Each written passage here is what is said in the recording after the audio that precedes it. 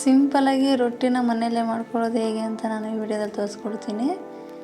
ನೀವು ಕೂಡ ಮನೆಯಲ್ಲೇ ಮಾಡ್ಕೋಬೋದು. ರೊಟ್ಟಿ ಚೆನ್ನಾಗಿ ಬರುತ್ತೆ, ಬೇಗ ಆಗೋವಂಥದ್ದು. ನೋಡಿ, ಒಂದು ಸತಿ ಟ್ರೈ ಮಾಡಿ ನೋಡಿ. ಮೊದಲಿಗೆ ಇಲ್ಲಿ ಸಜ್ಜೆ ಹಿಟ್ಟನ್ನ ತೊಗೊಂಡಿದ್ದೀನಿ, ಅದನ್ನು ಸೋಸ್ಕೋಬೇಕು. ಜಾಲರಿಯಲ್ಲಿ ಸ್ವಲ್ಪ ನೀರು ಹಾಕ್ಕೊಳ್ಳೋಣ, ಬಿಸಿ ನೀರಲ್ಲ, ತಣ್ಣೀರು ಹಾಕೋಬೇಕು. ನೋಡಿ, ಸ್ವಲ್ಪ ಈ ಥರ ಮಿಕ್ಸ್ ಮಾಡ್ಕೊತಾ ಹೋಗೋಣ.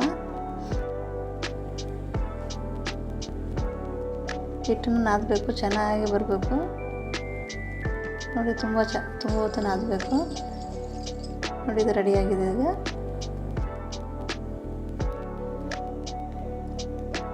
ಬಿಸಿನೀರು ಹಾಕೋಬೋದು, ತುಂಬ ದಿನ ಆದರೆ ಮಾತ್ರ.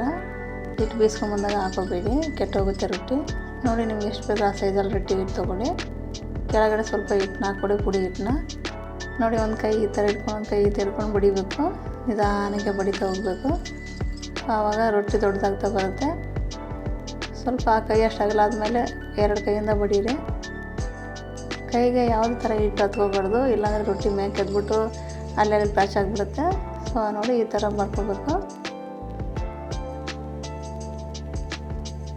ಇದೀಗ ರೆಡಿಯಾಗಿದೆ ರೊಟ್ಟಿ. ಹೆಂಚು ಕಾಯಕ್ಕೆ ಇಟ್ಕೋಬೇಕು, ಸ್ವಲ್ಪ ಸಣ್ಣ ಉರಿಯಲ್ಲಿ ಇಟ್ಕೊಳ್ಳೋಣ. ನೋಡಿ, ಇದನ್ನು ನಾನು ಹಾಕೋತಿದ್ದೀನಿ ಹೆಂಚಿಗೆ. ಇದು ನೀರು ಎದ್ದುಬಿಟ್ಟು ಒಂದು ಬಟ್ಟೆಯಲ್ಲಿ, ಕಾಟನ್ ಬಟ್ಟೆಯಲ್ಲಿ ಎದ್ದಾಗ ಹಿಂಗೆ ಮಾಡಬೇಕು. ನೋಡಿ, ಈ ಥರ ಆಗಿದೆ ರೊಟ್ಟಿ ಪೂರ್ತಿಯಾಗಿ. ಸಿಂಪಲಾಗಿ ಬೇಗ ಆಗುವಂಥದ್ದು. ನೋಡಿ, ಎಷ್ಟು ಚೆನ್ನಾಗಿದೆ. ಸೊ ನಾನು ಇಲ್ಲಿ ಒಂದು ರೊಟ್ಟಿನ ಸರ್ವ್ ಮಾಡ್ಕೊತಾ ಇದ್ದೀನಿ. ಇದರ ಜೊತೆಗೆ ಫಿಶ್ ಫ್ರೈ ಏನೇ ಆದರೂ ಸರಿ ಹೋಗುತ್ತೆ. ಶೇಂಗಿನ ಖಾರ ಆಗಲಿ, ಎಣ್ಣೆ ಬದನೆಕಾಯಿ, ಯಾವುದೇ ರೀತಿ ಆದರೆ ಈ ರೊಟ್ಟಿಗೆ ಸರಿ ಹೋಗುತ್ತೆ, ಸಖತ್ತಾಗಿ ಬರುತ್ತೆ. ನೀವು ಒಂದು ಸತಿ ಟ್ರೈ ಮಾಡಲೇಬೇಕು, ತುಂಬ ಚೆನ್ನಾಗಿ ಬರುತ್ತೆ. ಸಜ್ಜೆ ರೊಟ್ಟಿ ಜೊತೆಗೆ ಫಿಶ್ ಫ್ರೈ ಹೆಂಗಿರುತ್ತೆ ಅಂತ ತಿಂದು ನೋಡಿ. ನಿಮ್ಗೇನಾದರೂ ವಿಡಿಯೋ ಇಷ್ಟ ಆದರೆ ಒಂದು ಲೈಕ್ ಮಾಡಿ, ಒಂದು ಶೇರ್ ಮಾಡಿ, ಒಂದು ಸಬ್ಸ್ಕ್ರೈಬ್ ಮಾಡ್ಕೊಳ್ಳಿ. ಏನಾದರೂ ಮಿಸ್ಟೇಕ್ ಇದ್ದರೆ ಅದನ್ನು ತಿಳಿಸ್ಕೊಡಿ. ಸೊ ಇಷ್ಟು ವೀಡಿಯೋದಲ್ಲಿ ನಾನು ಹೇಳ್ಬೋದು, ಚೆನ್ನಾಗಿ ಬಂದಿದೆ ರೊಟ್ಟಿ ಮಾತ್ರ.